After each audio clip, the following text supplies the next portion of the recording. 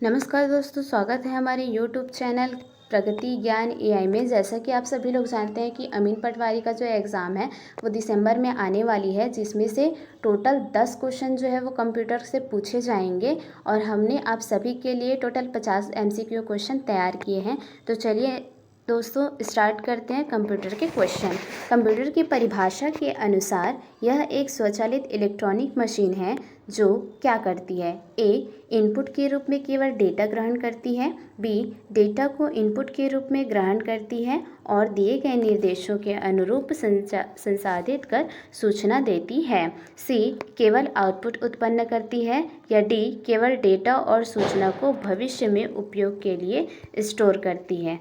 ठीक है, तो इसका सही आंसर जो है वो है ऑप्शन बी, डेटा को इनपुट के रूप में ग्रहण करती है और दिए गए निर्देशों के अनुरूप संसाधित कर सूचना देती है। ठीक है, अगला क्वेश्चन है कंप्यूटर की कार्यप्रणाली का सही क्रम क्या है। A, output process input. B, process input output. C, input output process. D, input process output. तो इसका सही आंसर है option D, input process output. ठीक है, चलिए तीसरा क्वेश्चन है डेटा क्या होता है। ए, संसाधित और व्यवस्थित रूप। बी, सूचना का पुनः प्राप्त रूप। सी, कच्चे तथ्य और आंकड़े जिनका कोई निश्चित अर्थ नहीं निकलता।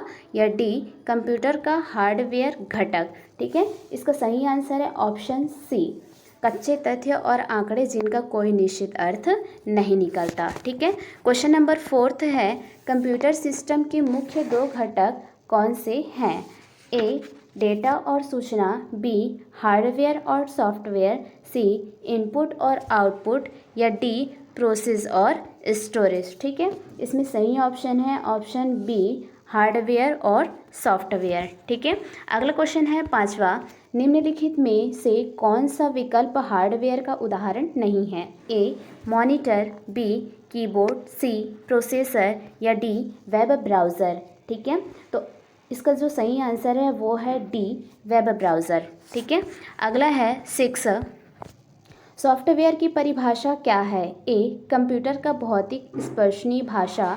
बी, डेटा और सूचना का संग्रहण। सी, अनुदेशों और प्रोग्रामों का समूह जो कंप्यूटर के कार्य को नियंत्रित करता है। या डी, कंप्यूटर द्वारा उत्पन्न अंतिम आउटपुट। इसमें सही आंसर है सी, अनुदेशों और प्रोग्रामों का समूह जो कंप्यूटर के कार्य को नियंत्रित करता है। अगला क्वेश्चन है 7वां, वह डेटा जिसमें केवल अंक और अंकगणितीय प्रक्रियाएं शामिल होती है उसे क्या कहते हैं। ए, चित्रात्मक डेटा। बी, सूचना पुनर्प्राप्ति। सी, संख्यात्मक डेटा। या डी, असंख्यात्मक डेटा। सही आंसर है सी, संख्यात्मक डेटा।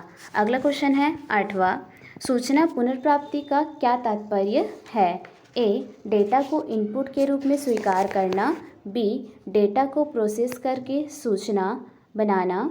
सी, सूचना और डेटा को भविष्य के लिए उपयोग के लिए स्टोर करना। या डी, संग्रहित सूचना को पुनर्प्राप्ति करने की विधि ताकि आवश्यक सूचना मिल सके। इसमें सही आंसर है डी, संग्रहित सूचना को पुनः प्राप्त करने की विधि ताकि आवश्यक सूचना मिल सके। क्वेश्चन नंबर 9 है डेटा प्रोसेसिंग का तात्पर्य क्या है। ए, डेटा को इनपुट के रूप में स्वीकार करना। बी, डेटा का उपयोगिता के आधार पर किया जाने वाला इलेक्ट्रॉनिक डेटा प्रोसेसिंग। सी, डेटा तथा सूचना का संग्रहण। या डी, सूचना को डेटा के रूप में बदलना। इसका सही आंसर है बी, डेटा का उपयोगिता के आधार पर किया जाने वाला इलेक्ट्रॉनिक डेटा प्रोसेसिंग। ठीक है, अगला क्वेश्चन है 10वां क्वेश्चन, सॉफ्टवेयर को परिभाषित करने के लिए सबसे उपयुक्त कथन क्या है।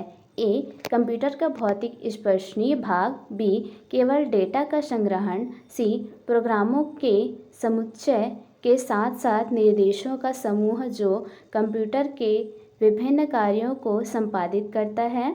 या डी, कंप्यूटर की गति को मापने की इकाई। ठीक है, इसमें आपका सही आंसर है आंसर सी, प्रोग्रामों के समुच्चय के साथ साथ निर्देशों का समूह जो कंप्यूटर के विभिन्न कार्यों को संपादित करता है। अगला क्वेश्चन है 11वां, कंप्यूटर की गति को मापने की इकाई क्या है। ठीक है।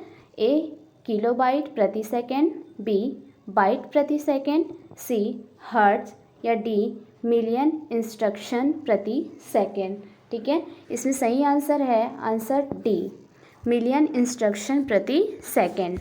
चलिए 12वां क्वेश्चन है, कंप्यूटर की वह विशेषता जिसके कारण यह एक ही कार्य को बार बार समान विश्वसनीयता और तीव्रता से कर सकता है कहलाती है। ए गति, बी पुनरावृत्ति, सी शुद्धता या डी विशाल भंडारण क्षमता। ठीक है, तो इसका सही आंसर है आंसर बी पुनरावृत्ति। ठीक है, अगला क्वेश्चन है 13वां, विशाल भंडारण क्षमता से क्या अभिप्राय है। ए कंप्यूटर की कार्य करने की गति, बी अत्यधिक मात्रा में डेटा और सूचनाओं का संग्रहण, सी कंप्यूटर द्वारा आउटपुट को पेपरलेस करना या डी कंप्यूटर का स्वतः कार्य करना। ठीक है, इसमें सही आंसर है आंसर बी अत्यधिक मात्रा में डेटा और सूचनाओं का संग्रहण। अगला क्वेश्चन है, कंप्यूटर की वह विशेषता जो उसे अलग अलग क्षेत्रों में जैसे कि बैंक, शिक्षा या मनोरंजन में उपयोग करने लायक बनाती है क्या कहलाती है। ए दृढ़ निश्चय क्षमता, बी स्वचालन, सी सर्वांग क्षमता बहुपयोगिता, डी गोपनीयता। इसका सही आंसर है सी सर्वांग क्षमता। ठीक है, चलिए अगला क्वेश्चन है 15वां, कंप्यूटर वायरस और मानवीय त्रुटियों से मुक्त रहने की कंप्यूटर की विशेषता क्या कहलाती है। ए पुनरावृत्ति, बी दृढ़ निश्चय क्षमता, सी शुद्धता या डी कार्य एकजुटता। ठीक है, इसमें सही आंसर है सी शुद्धता। ठीक है, अगला क्वेश्चन है 16वां, कंप्यूटर में स्वयं की सोचने और निर्णय लेने की क्षमता नहीं होती, यह केवल दिए गए निर्देशों के आधार पर ही कार्य कर सकता है। कंप्यूटर की यह सीमा क्या कहलाती है। ए खर्चीला, बी बुद्धिविहीन, सी वायरस का खतरा या डी विद्युत पर निर्भरता। ठीक है, इसका सही आंसर है बी बुद्धिविहीन। अगला क्वेश्चन है, निम्नलिखित में से कौन सी कंप्यूटर की सीमा नहीं है। ए हार्डवेयर और सॉफ्टवेयर का खर्चीला होना, बी कार्य करने के लिए विद्युत पर निर्भरता, सी वायरस और सुरक्षा का खतरा, डी सूचना का तुरंत और सटीक प्रसंस्करण। सही आंसर है डी सूचना का तुरंत और सटीक प्रसंस्करण। ठीक है, चलिए अगला क्वेश्चन देखते हैं, कंप्यूटर के अनुप्रयोग के संबंध में सूचना राजमार्ग किसे कहा गया है। ए रक्षा अनुप्रयोगों को, बी शिक्षा अनुप्रयोगों को, सी इंटरनेट को या डी ई कॉमर्स को। ठीक है, इसमें सही आंसर है सी इंटरनेट को। ठीक है, अगला क्वेश्चन है 19वां, ATM automatic teller machine banking क्षेत्र में किसका उदाहरण है। ए प्रकाशन, बी ई बैंकिंग, सी ई प्रशासन, डी चिकित्सा। ठीक है, इसमें सही आंसर है बी बैंकिंग। ठीक है, चलिए अगला क्वेश्चन देखते हैं 20वां, शैक्षणिक संस्थानों में मल्टीमीडिया और डिजिटल लाइब्रेरी के माध्यम से शिक्षा देने में कंप्यूटर का उपयोग किस अनुप्रयोग क्षेत्र को दर्शाता है। ए व्यवसाय और उद्योग, बी संचार, सी शिक्षा या डी मनोरंजन। ठीक है, इसमें सही आंसर है ऑप्शन सी शिक्षा। ठीक है, चलिए अगला क्वेश्चन देखते हैं 21वां, रक्षा के क्षेत्र में कंप्यूटर का उपयोग विभिन्न वायुयान, मिसाइल और राडार आदि में किया जाता है, यह किस अनुप्रयोग क्षेत्र का हिस्सा है। ठीक है, पहला है अंतरिक्ष प्रौद्योगिकी, दूसरा चिकित्सा, तीसरा रक्षा या चौथा प्रकाशन। इसमें सही आंसर है ऑप्शन सी रक्षा। ठीक है, चलिए आगे बढ़ते हैं 22वां क्वेश्चन है, हर क्षेत्र में कंप्यूटर के बढ़ते हुए उपयोग के कारण आधुनिक युग को क्या कहा जाता है। ठीक है, ए सूचना राजमार्ग युग, बी कंप्यूटर युग, सी ई कॉमर्स युग या डी डिजिटल लाइब्रेरी युग। ठीक है, इसमें सही ऑप्शन है ऑप्शन बी कंप्यूटर युग। ठीक है, चलिए अगला क्वेश्चन देखते हैं। कंप्यूटरीकरण का वह प्रभाव जिसके तहत कंप्यूटर एक ही कार्य को बार बार करने के बाद भी उसकी गुणवत्ता पर कोई असर नहीं पड़ता, क्या कहलाता है? ए कार्य की गुणवत्ता, बी समय की बचत, सी कार्य की गति या डी मितव्ययिता। ठीक है, तो इसका जो सही आंसर है वो है कार्य की गुणवत्ता। ठीक है, चलिए अगला क्वेश्चन देखते हैं 24वां। कंप्यूटरीकरण का सबसे बड़ा प्रभाव रोजगार के संबंध में क्या हो सकता है? ठीक है, इसमें सबसे पहला जो ऑप्शन है वो है सभी क्षेत्रों में रोजगार में कमी आती है, बी पारंपरिक क्षेत्रों में रोजगार समाप्त हो जाता है, सी पारंपरिक क्षेत्रों में रोजगार में कमी हो सकती है लेकिन नए क्षेत्रों में रोजगार का सृजन होता है, डी इसका रोजगार पर कोई प्रभाव नहीं पड़ता। इसका सही आंसर है ऑप्शन सी पारंपरिक क्षेत्रों में रोजगार में कमी हो सकती है लेकिन नए क्षेत्रों जैसे कि डेटाबेस, नेटवर्किंग आदि में रोजगार का सृजन होता है। ठीक है, अगला क्वेश्चन है कंप्यूटर साक्षरता का अर्थ क्या है? ए केवल कंप्यूटर चलाना जानना, बी कंप्यूटर और उससे संबंधित तकनीकों का दैनिक जीवन में उपयोग कर पाने की सामान्य योग्यता, सी कंप्यूटर में सॉफ्टवेयर और प्रोग्राम बनाना या डी कंप्यूटर के सभी हार्डवेयर घटकों को जानना। ठीक है, इसमें सही आंसर है आपका बी। ठीक है, सही ऑप्शन है आपका बी कंप्यूटर और उससे संबंधित तकनीकों का दैनिक जीवन में उपयोग कर पाने की सामान्य योग्यता। ठीक है, अगला क्वेश्चन है डिजिटल डिवाइस किसे कहते हैं? ए एक ही देश में दो अलग अलग प्रकार के कंप्यूटरों का होना, बी इंटरनेट या डिजिटल तकनीक की पहुंच के मामले में लोगों या क्षेत्रों के बीच का अंतर, सी कंप्यूटर में हार्डवेयर और सॉफ्टवेयर का अलग होना या डी डेटा और सूचना के बीच अंतर। ठीक है, इसमें सही आंसर है आपका बी इंटरनेट या डिजिटल तकनीक की पहुंच के मामले में लोगों या क्षेत्रों के बीच अंतर। ठीक है, चलिए अगला क्वेश्चन देखते हैं। कंप्यूटर का मुख्य कार्य क्या है? ए केवल डेटा को स्टोर करना, बी डेटा या सूचना को स्वीकार करना, प्रोसेस करना या स्टोर करना, सी केवल इनपुट को आउटपुट में बदलना या डी डेटा को केवल आउटपुट के रूप में प्रदर्शित करना। ठीक है, इसका सही आंसर है आंसर बी। ठीक है, डेटा या सूचना को स्वीकार करना, प्रोसेस करना और स्टोर करना। ठीक है, अगला क्वेश्चन है 28वां। भारतीय सांख्यिकी संस्थान कहाँ स्थित है और इसकी स्थापना कब हुई थी? ठीक है, इसमें पहला जो है वो है नई दिल्ली 1947, बी मुंबई 1951, सी कोलकाता 1956 या डी चेन्नई 1960। ठीक है, इसमें सही आंसर है सी कोलकाता 1956। ठीक है, चलिए अगला क्वेश्चन है 29वां।